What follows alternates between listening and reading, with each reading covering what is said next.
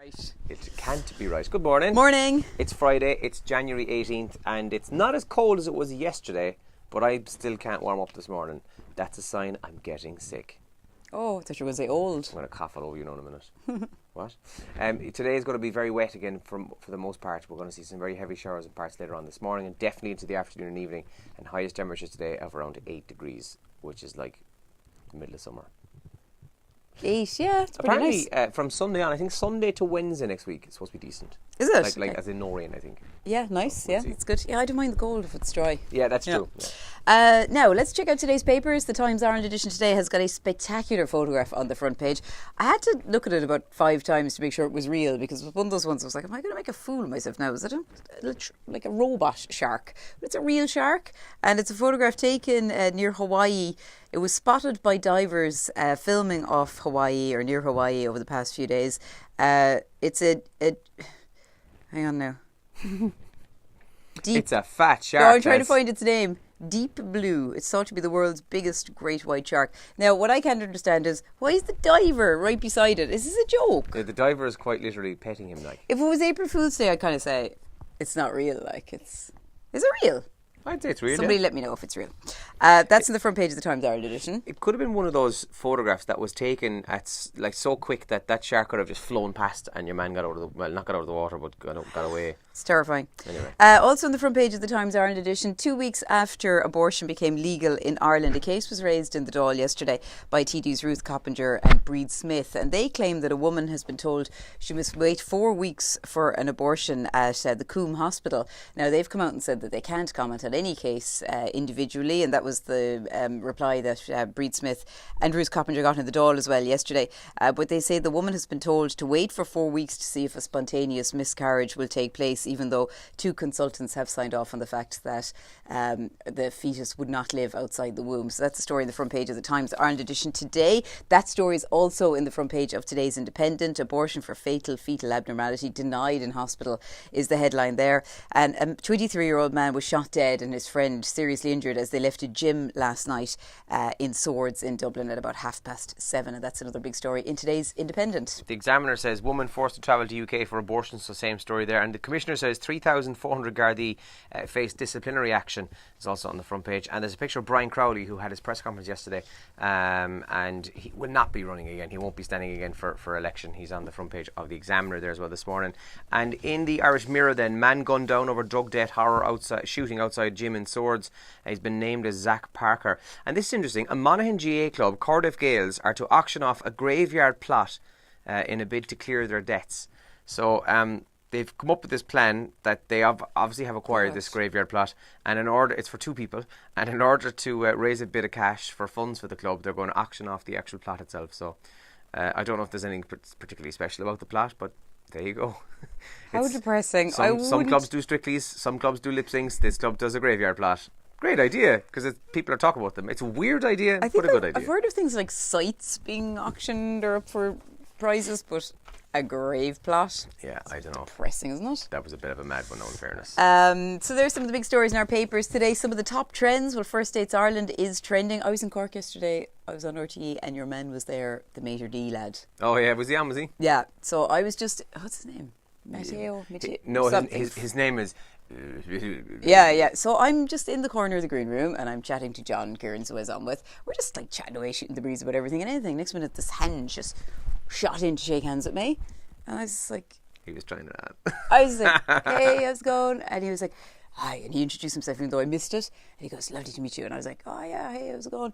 And then he shook hands with John, who's beside me. And he was like, lovely to meet you both. And he shot off then and sat the other. And the 2 of us were just like, who's that? Who's that guy? I knew who it was. Then I looked over and one of the producers was talking to him about dating tips and stuff. I was like, it's your man. It's your man from First Dates. He was giving me dating tips. You introduce yourself to people. Yeah. Shake hands. But it was just he was very friendly. But like the 2 of us were just like, that's your man. I have a dating tip for you. What? When someone introduces themselves like that, get their name. Oh, but it was all so bizarre. I look, dating aside, I am the worst in the world for someone going, hi, Andrew, is it? Hi, nice to meet you. And I go, oh, nice to meet you. And then straight away I'm like, what did he say his name was? Just call him John, like. Just go with something. Yeah. Anyway, that quite often. But anyway, he seemed lovely. Yeah. And I missed his dating tips, but I'll definitely watch them back. And Brian Crowley also trending today, and that's because, as you just mentioned, it's in the papers as well. The MEP announcing that he will not run again for Europe. BBC's Question Time was on last night, and again it was just all about the border between Northern Ireland and the Republic and Brexit. And Prince Phillip is in the top trends this morning. Prince Phillip is 97 years of age, and a huge debate sparked online last night. Should he still be allowed to drive? Because whilst leaving a big estate yesterday, he was involved in a car accident. Now, thankfully, nobody was seriously hurt. A big estate makes it sound like he was leaving an estate with 150 houses in it. A big estate. An estate. Anyway, that you would shoot on, like animals. He hit passengers, or he hit two passengers and obviously a driver of another car. They went to hospital with cuts and bruises. Now, they weren't seriously hurt, thankfully, but he did manage to flip his Range Rover on its side. He walked away from it. They were all breathalyzed at the scene, the two drivers, and obviously everybody passed. But there was a huge debate then online last night because he's now retired from public life and from public appearances. So they're basically saying at 97 years of age, is it time to take his licence off him? Okay. Now, that is ageist. There's no legal age to say you're not allowed to drive in the UK. I'm not sure has the law changed here yet. I think it is going to if it hasn't. But in the UK, the law states that once you hit your 70th birthday, you need to do a retest, and then you need to be retested every 3 years. Oh, the old Duke is probably exempt from that, is he? He probably is. Well, as far as I read in Sky News this morning, he did present his driver's licence to the police. No, maybe he is exempt. I don't know. We should ask Jamelia, I think. She should call this for us. Yes. So I'll look if you're over 70. Is it over 75, she said? Over 75. Yeah. I was in the utility room last night trying to sort my mountain of laundry. Yeah. Sure. How'd you get on? Sometimes my mom just says to me, would you not just give it into a laundrette? There's so much now at this stage. It's ridiculous. Anyway. Is that because of procrastination on your part? No, it's many things. It's because, like, over the last few weeks, I've had people coming and going and staying, and I was, like, changing the bed sheets. Christmas. Like, it's just ridiculous. But anyway, what was it? Oh, yeah, so I'm doing laundry, and the next minute, my daughter runs into the utility room and was like, who is the Duke of Edinburgh? Who is he? So I was like, what? And she's like, Duke of Edinburgh, who is he? Who is he? And I was like, oh, it's the Queen's husband, I think. She's like, he's the car crash, come quick. So I was like, right, okay. So Sky News was on the sitting room, and she tried to rewind it. Actually, the rewind wouldn't work on Sky News, or I don't know why, it was annoying. To show me his Range Rover on its side, I think. But she couldn't. She was really annoyed. But anyway, she was very excited about it. Like, it was exciting news. It was kind of like she'd been watching, some kiddies program, probably like Sophia the First or something, and then she switched over, and the Duke of Edinburgh was on his side. God. But yeah, it was very exciting. But he's fine anyway, so that's the main thing. But interesting debate that it has now sparked about driving. And as you said, in Ireland, is there any... Do people have to do tests after a certain age in Ireland? Well, you see, I could be wrong, and maybe somebody will correct me in this. That was discussed several times over the last number of years. I don't know that it ever actually came in as a law. If it did, fair enough, but I don't think it did. I just remember one of my grandparents driving, and everybody being like, should you be driving still? It's like, it is. It happens to everybody, and it'll happen to us. Like, if we live till a good age, it will happen to us too. There will be a time when our children or somebody will come to us and be like, hey, look, we need to talk about you driving. It's really awkward. Well, I'm saying that knowing that it happens to everybody. So I think it's a conversation that needs to be had. Well, it's funny because I know somebody whose granddad is a terrible driver, and he learned quite late in life. So that's not an excuse, though. Do you know? It's not an excuse. I'm just saying he's an awful driver. He should not have a license. Like, it's awful. But anyway, because I see a woman around and like she can barely see over the windscreen or the steering wheel. Like, she's like this. Look, I just see these little eyes.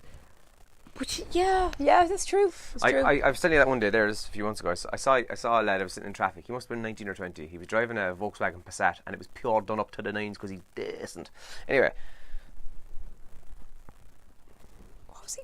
That's all I saw. Like, that's ridiculous. I just saw this knuckles, right, and I looked over and I just see the top of his head, and I was just like, is he seriously? But hey, how are they not pulled over? Like, I have no idea. How can he see though? How can he park the car? Or maybe they see the guards and he sits up straight away. I don't know. Probably. But you know what? To be fair though, he is decent. Yeah, he sounds cool, all right now. He sounds really like cool. I'd like him, definitely. And before we finish up, a staggering 80% of women, probably somebody watching this, possibly even you, and very possibly me, are wearing the wrong bra.